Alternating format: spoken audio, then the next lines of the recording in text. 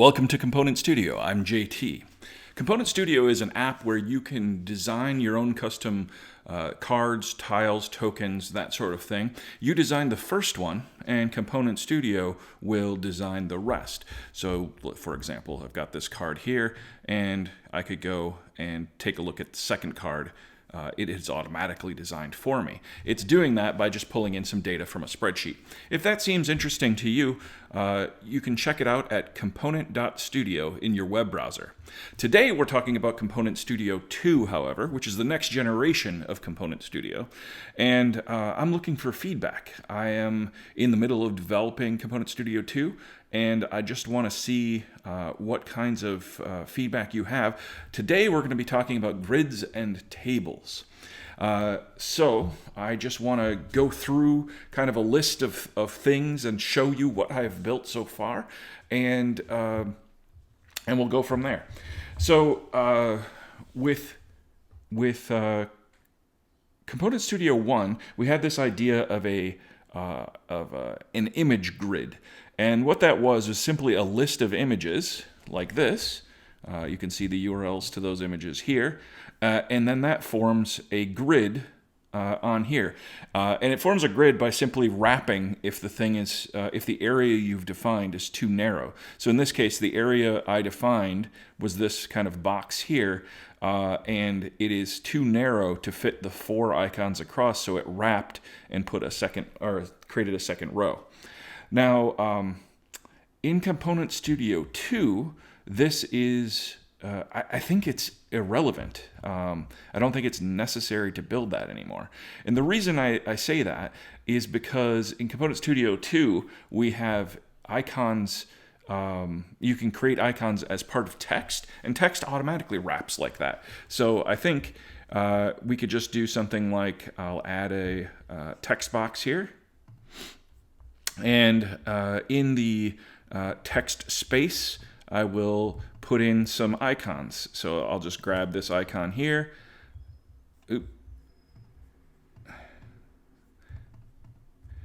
Paste that one in there. And you can see if I put multiple icons down that it's putting them right next to each other. And I can space them apart, something like that. And you can make them bigger if you define styles. So for example, I have a style here, H1, which will make it slightly bigger. And so you can do whatever you need to do to make that go. And I can paste in a few more like that. And if I leave this area here and go to, actually let's turn on the border of this, the outline of this area so that it's easy to see. And if I make this area, the size of it, a little more narrow, so let's say we make it something like 300 pixels wide. Oops, that's the height. 300 pixels wide. Then you can see it automatically wraps. Now, that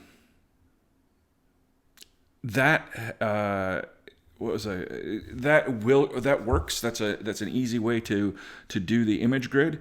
It does have some problems, like you've got your spacing between your icons and that sort of thing. But you can deal with that with text formatting options. So I could put line spacing in here, for example, and now I've got my spacing between my icons. So it basically works the same way as an image grid, except that you're just putting all of your icons right into the text field. And if you wanted something more complex than that, you would use a table. So my first question to you is, given what I just showed you, do you believe that we need to have an image grid primitive type of layer? I don't think we do. I don't think it adds anything. I think it's easier to actually literally just put in icons like this than it is to make an image grid. But I'd love to hear what you guys think. I think it's a wasted effort on this particular thing. Okay, so let's delete that. Oh, interesting. Yeah, that little bug there. Well, let's just go to the back instead. Oh, it's still... Let's reload. I don't know why that was still showing up like that. Anyway, we'll turn off all this stuff and do that again. So now let's talk about tables. Tables are a different way of handling a grid, and I've developed two different types of tables for Component.Studio 2, and I'd love to show those to you. So let's add a new group here, and let's add a table. Let's go with the advanced table. I'll show you the simple table later. The advanced table is basically a repeat or a redesign of the table from Component.Studio 1. So it is very flexible, it's very powerful, but it's also a little bit harder to use than the simple table. So I want to show you both, and we'll start with the advanced table because it's more familiar. It's the one that we had in Component.Studio 2, just enhanced to be easier to use, or Component.Studio 1 rather. Okay, so to create a table, you set a size. I'm just going to let it be the whole card size here. So we're going to minimize size and position. We're going to go into table cells. So I can say how many columns and rows that I want, like that. And you can see it's filling them in. And what it's doing is creating a grid down here. This is new. So in Component.Studio 1, you would have something that looks more like this. And this area here, you would select kind of your column and your row, and then you'd hit add cell content based on what you'd selected here. It's a little harder to wrap your brain around. So in Component.Studio 2, I actually show you the same grid that you've got out here of your stuff, and it makes it pretty easy to add a new thing. And what it's doing is basically adding more layers, just like as if I had done, something here, except that it's constraining it to whatever the grid position is.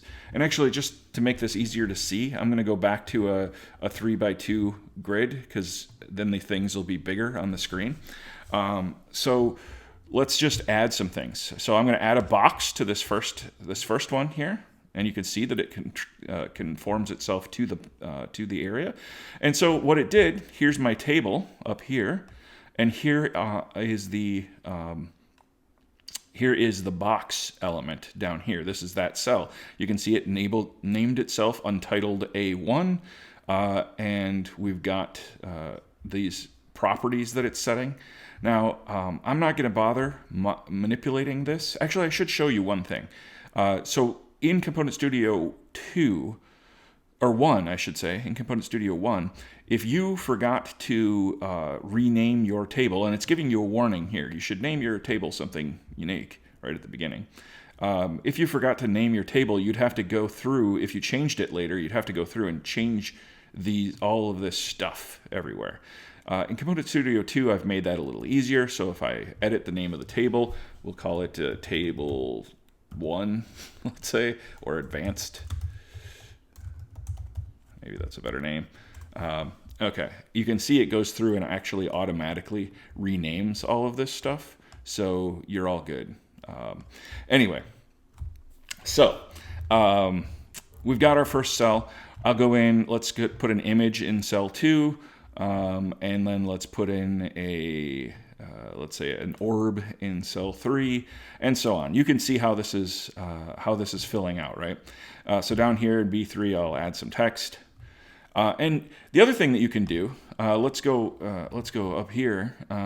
Let's go to B2. So that's this cell right here.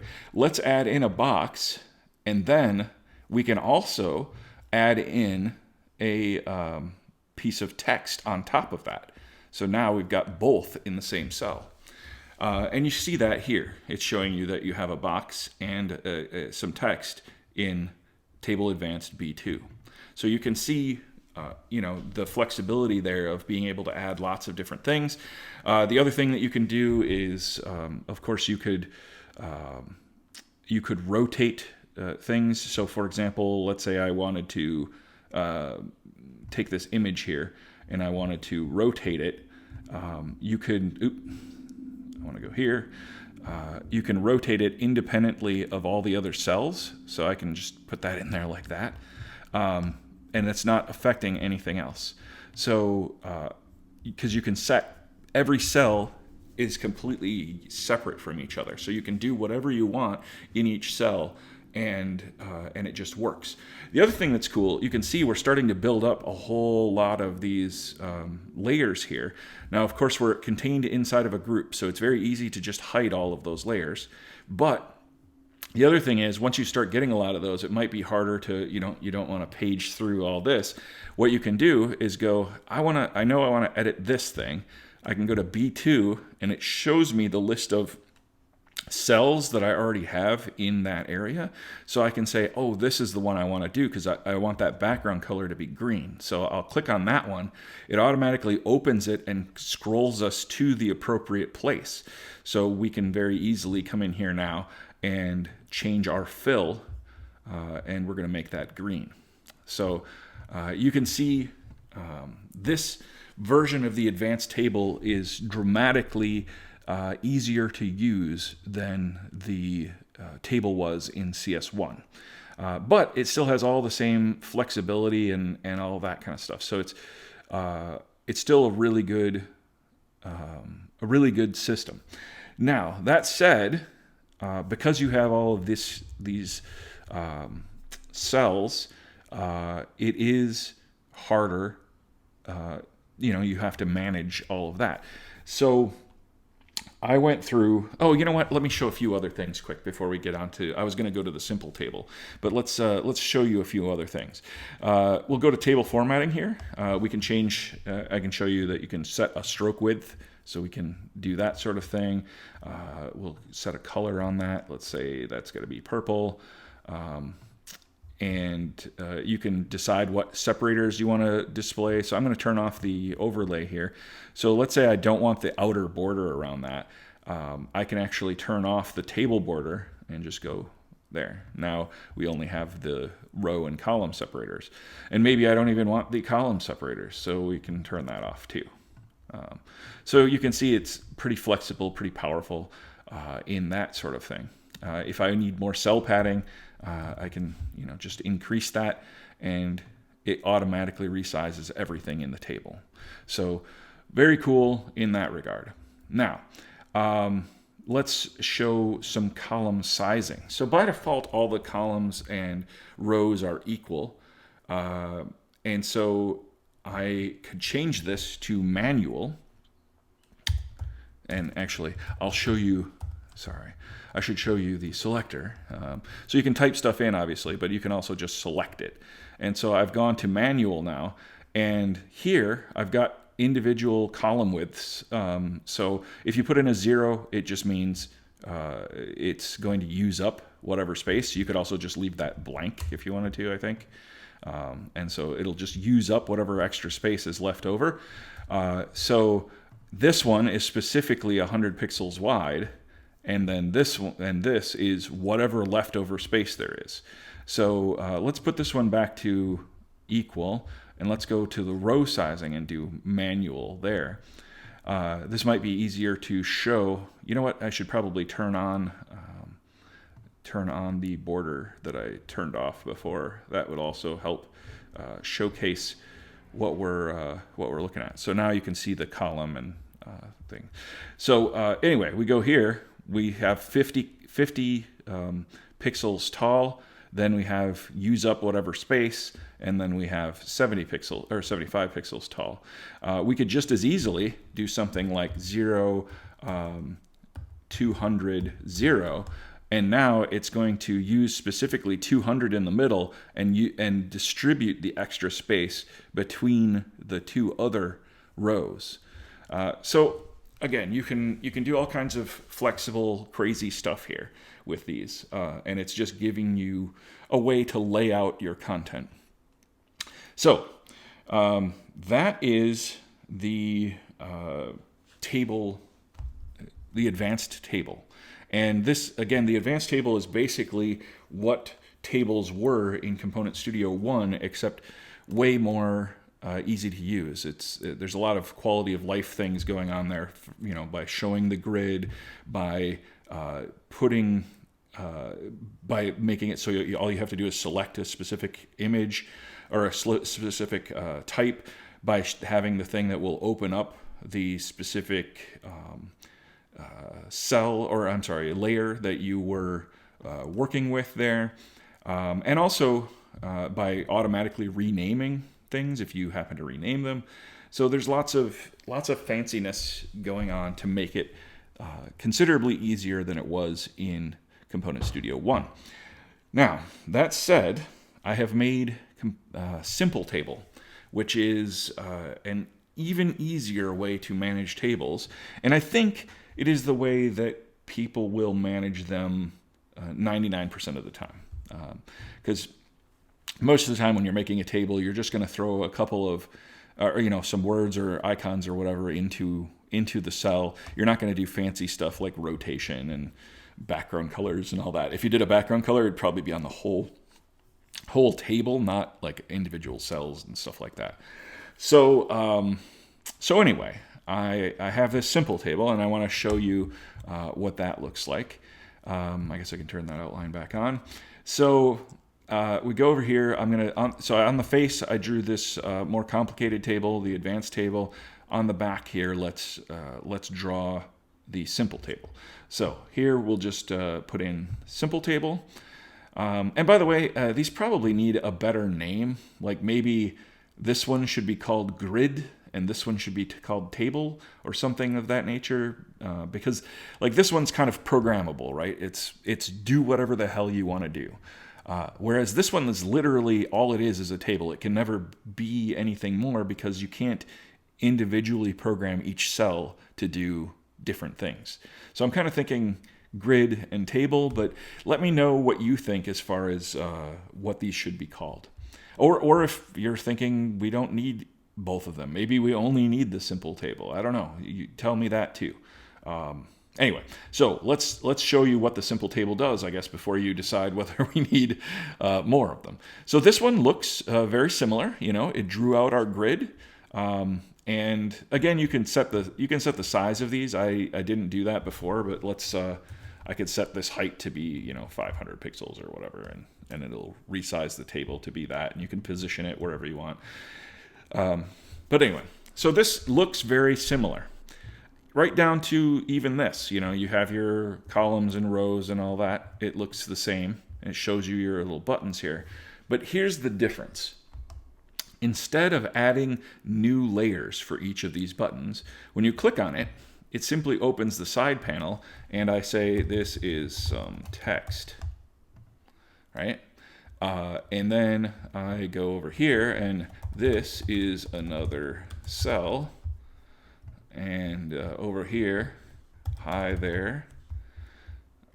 And over here, we go grab ourselves an icon, and then let's put a heart in there too, because hearts are cool. Okay, so then we're putting in some icons, and whatever we're basically filling out our cells. Now you can't put in a background color on each cell. You cannot rotate cells individually. Just none of that is going to work. But what you do have, and you still have your table formatting stuff, so you can set, your stroke width and all that kind of stuff. So you have all of those kinds of things. But what you do have for control over this is you have this text formatting section, and that allows you to basically control all of the cells at the same time. Now, this does require that all of the cells do exactly the same thing.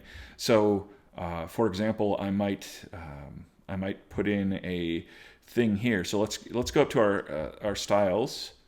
We've got a bunch of different styles already kind of programmed in here.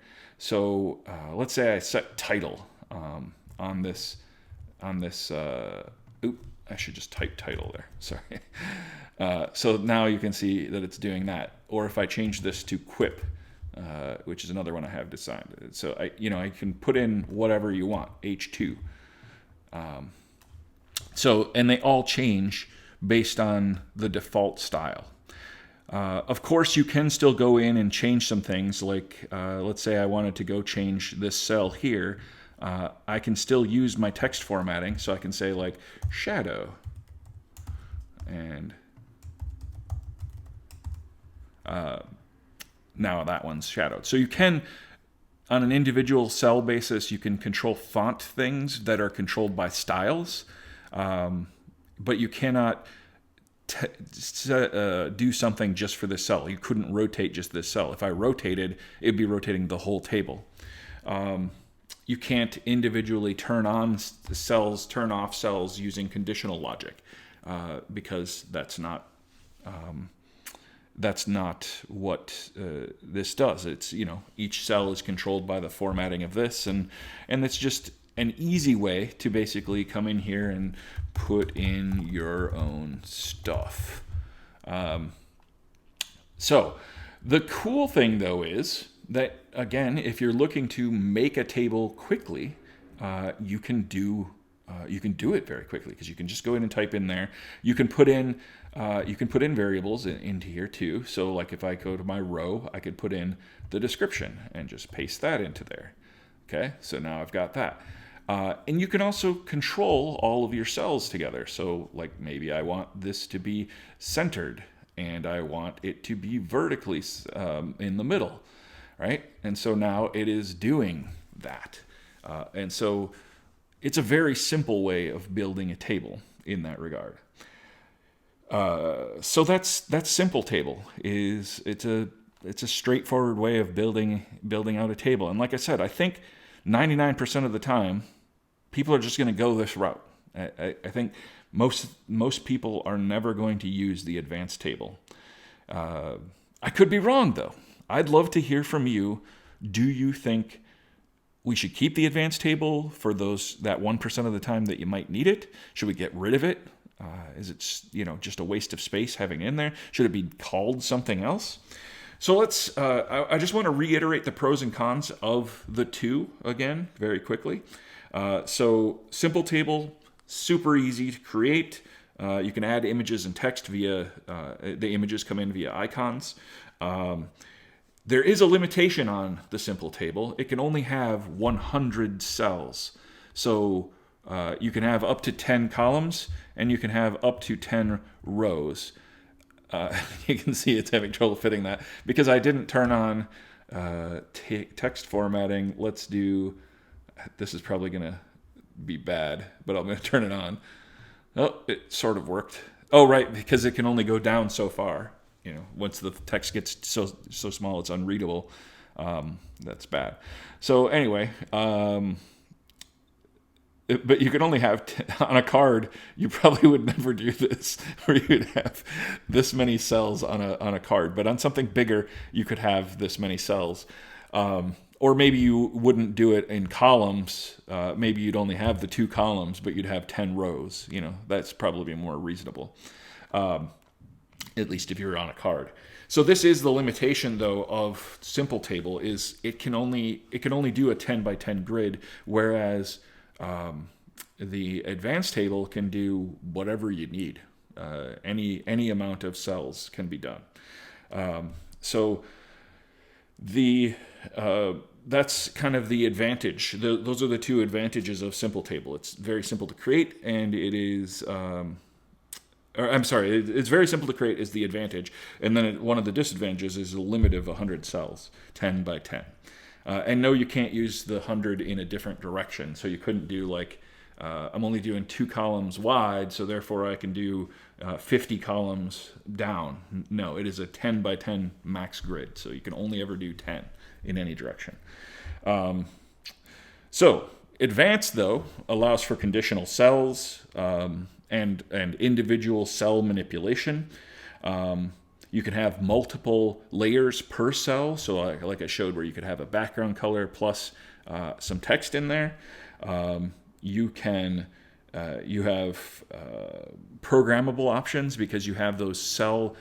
If we go back over here quick, and we look at one of our cells, let's go to that one. You can see you have these cell template functions, and so you can use those cell template functions to do programmable logic on these on the cells.